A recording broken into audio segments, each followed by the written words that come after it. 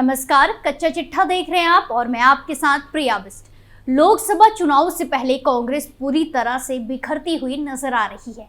एक तरफ तो बीजेपी का कुनबा लगातार बढ़ता जा रहा है, तो वहीं दूसरी तरफ कांग्रेस को एक एक करके जोरदार झटके लग रहे हैं, जिसने कांग्रेस की नींद हराम कर दी है।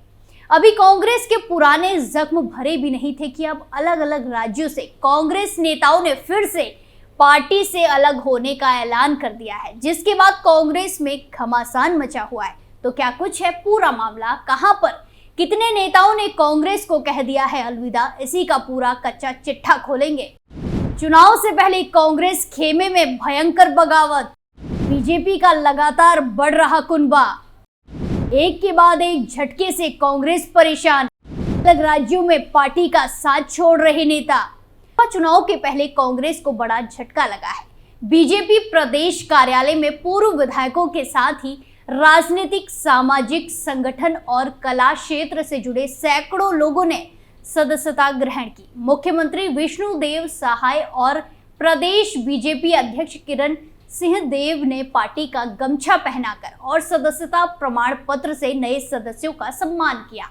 समारोह के पूर्व विधायक प्रमोद शर्मा, वधान मिश्रा सहित कांग्रेस जनता कांग्रेस के लोगों ने बीजेपी की सदस्यता ग्रहण की। कार्यक्रम के दौरान मुख्यमंत्री विष्णुदेव साय ने कहा कि बीजेपी की रीति नीति से प्रभावित होकर आज सैकड़ों की संख्या में लोग शामिल हुए। सभी साथियों का मैं स्वागत करता हूं। आपने अच्छा किया, बीजेपी में आ गए। बीजेपी विश्व की सबसे बड़ी पार्टी है। बीजेपी में लोकतंत्र है। कार्यकर्ता अपनी योग्यता के अनुसार बड़े बड़े पदों पर जाते हैं। बगिया का एक छोटा सा कार्यकर्ता विष्णुदेव साय मुख्यमंत्री के पद पर है। ये इसका सबसे बड़ा उदाहरण है। प्रधानमंत्री नरेंद्र मोदी विश्व के सबसे बड़े नेता है, सबसे अधिक लोकप्रिय हैं। भारत का पूरे विश्व देश का डंका बज रहा है। कार्यक्रम में मुख्यमंत्री सहित महामंत्री संजय श्रीवास्तव, सांसद सुनील सोनी, विधायक अजय चंद्रकर, अनुज शर्मा सहित नरेश गुप्ता, शिव रतन शर्मा, महेश गागड़ा, योगी अग्रवाल, रायपुर ग्रामीण जिलाध्यक्ष श्याम नारंग, अनिल अग्रवाल मौजूद रहे।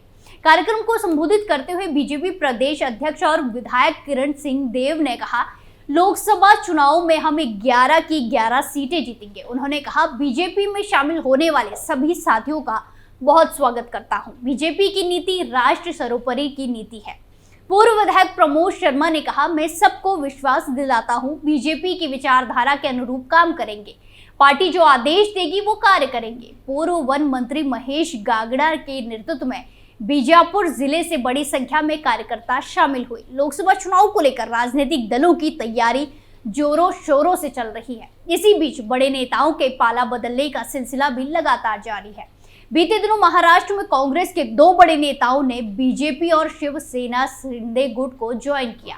अब राजस्थान में भी ऐसा ही भूचाल की आहट सुनाई दे रही है। राजस्थान में कांग्रेस विधायक और पूर्व कैबिनेट मंत्री महेंद्रजीत सिंह मालवीय के सत्तारूढ़ भारतीय जनता पार्टी में शामिल होने की संभावनाएं जताई जा रही हैं, जिससे प्रदेश में पार्टी को बड़ा झटका लग सकता है। राजस्थान में बांसवाड़ा के बागीदौरा से मौजूद विधायक महेंद्रजीत बीजेपी के टिकट पर चुनाव लड़ सकते हैं। वो इससे पहले यहाँ के सांसद रह चुके हैं। राजस्थान की पिछली गहलोत सरकार में वो जल संसाधन और सिंचाई मंत्री थे। सूत्रों के मुताबिक मालवीय कांग्रेस से नाराज हैं। गौरतलब है कि 14 फरवरी को राज्यसभा चुनाव के लिए राजस्थान में कांग्रेस उम्मीदवार के रूप में सोनिया गांधी के नामांकन पत्र दाखिल करने के दौरान मालवीय जयपुर नहीं आए थे। बागीदौरा विधानसभा सीट मेवाड़ क्षेत्र का हिस्सा है, जो जिलों के पुनर्गठन से पहले बड़े पैमाने पर भीलवाड़ा, बंसवाड़ा, चित्तौड़गढ़, प्रतापगढ़, राजसमंद और उदयपुर के पुराने जिलों तक फैला हुआ है। मालवीय पहली बार 2008 में जनता दल यूनाइटेड के जीतमल खांड को 45,000 वोटों से हराकर विधायक बने थे। वहीं 2003 में खांड ने मालवीय को 6,000 वोटों से हराया था। इसके बाद 2013 में मजबूत सत्ता विरोधी लहर के बावजूद जब कांग्रेस सिर्फ 21 सीटों पर सिमट गई थी, तब मालवीय ने बीजेपी के खेमराज गरासिया को हराकर अपनी सीट बरकरार रखी थी। उन्होंने 2018 में गरासिया को फिर से हराया था। वहीं 2020 में टोंक विधायक सचिन पायलट और उनके वफादार विधायकों के ग्रुप द्वारा अशोक गहलोत सरकार को गिराने के प्रयास के संबंध में दर्ज एक प्राथमिकी में मालवीय का नाम भी सामने आया था। ये मामला 2020 के राजनीतिक संकट के दौर लीक हुए कथित ऑडियो क्लिप से संबंधित है, जिसमें कुछ लोगों को यह कहते हुए सुना गया था कि मालवीय पायलट के साथ थे, लेकिन उन्होंने पाला बदल लिया है।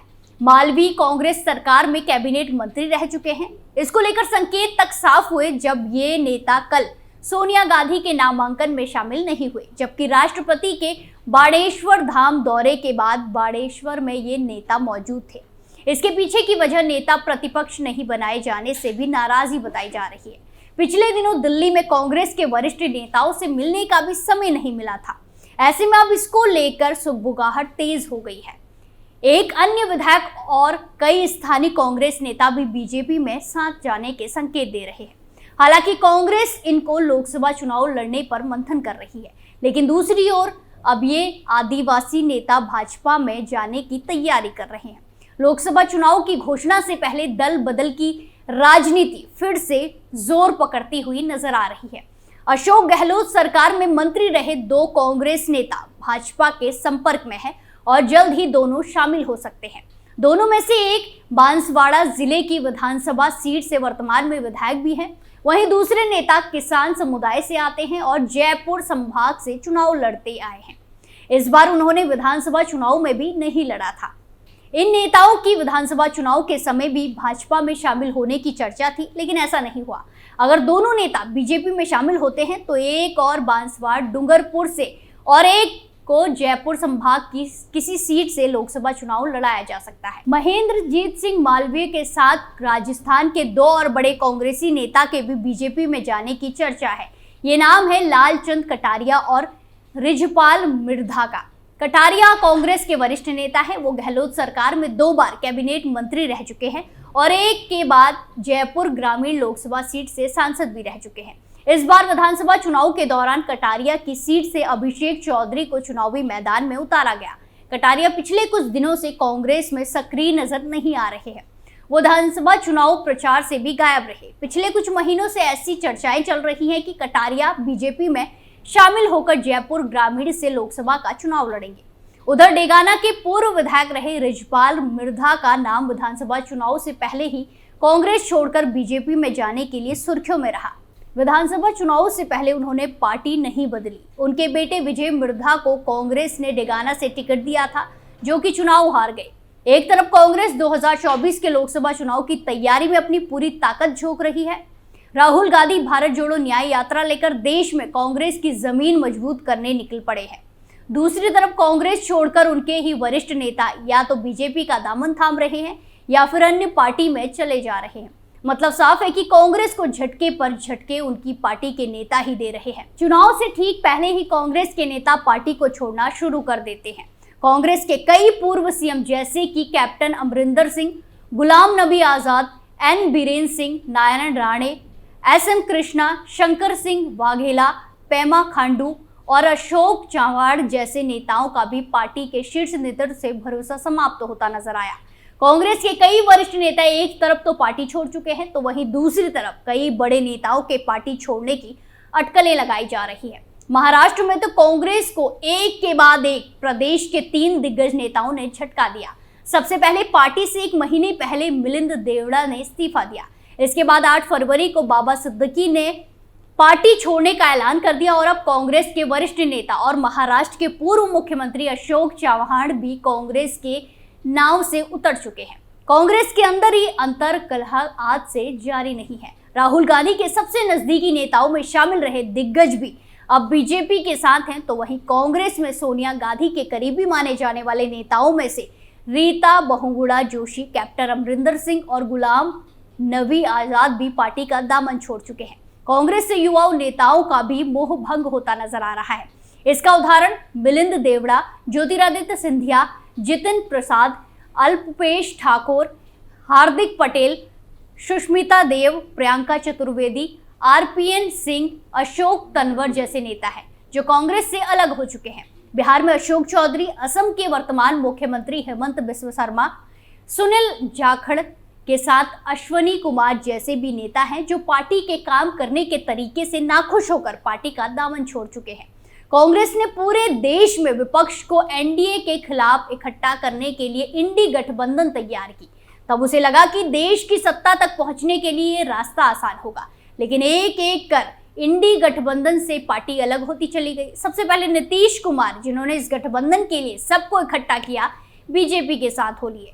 फिर ममता बनर्जी और अरविंद केजरीवाल को भी कांग्रेस का साथ रास नहीं आ रहा है और अब भी ये सिलसिला लगातार जारी है।